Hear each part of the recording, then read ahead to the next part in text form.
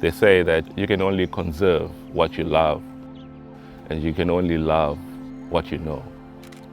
We live in difficult times, and now is the time to be bold in decision making and courageous in how we engage. I am hoping that every single person on the planet just realizes the importance of the environment. No poaching, no over-exploitation, just live in peace and harmony with nature.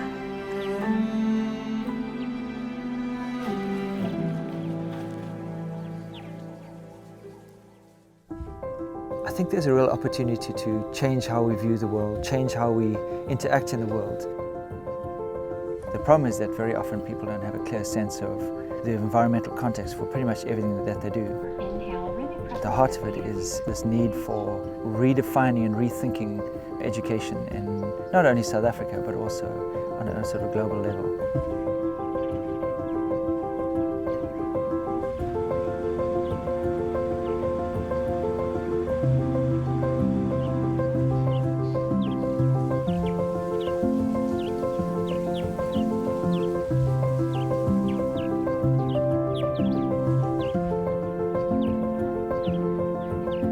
We want students who come through our programs to have a real passion for learning, lifelong learning, life-wide learning, to be curious about how the world works. If the whole world is curious, how much more information could we spread, could we research, could we come up with?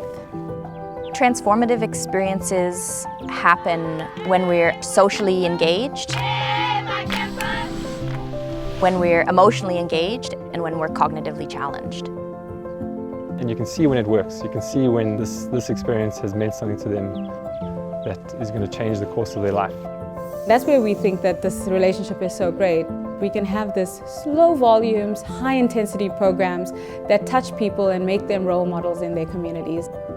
We're developing a breed of scientists that have a very broad understanding of these systems, both from a social and from an ecological perspective.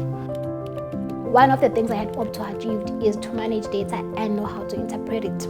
That's one of the things I can say I am working out of here, knowing. It's that observational data over time that really builds an understanding of ecosystems and ecosystem processes. We do not want to make a decision just based on what we feel or what we believe, because what we believe is different for every person. Students arrive with a set of aspirations based on their family, their schooling, their social circumstance.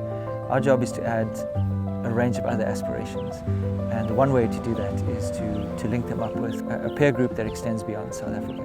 It's been amazing meeting people that not necessarily have the same dreams, but they have the same ambitions and they push you towards achieving those goals.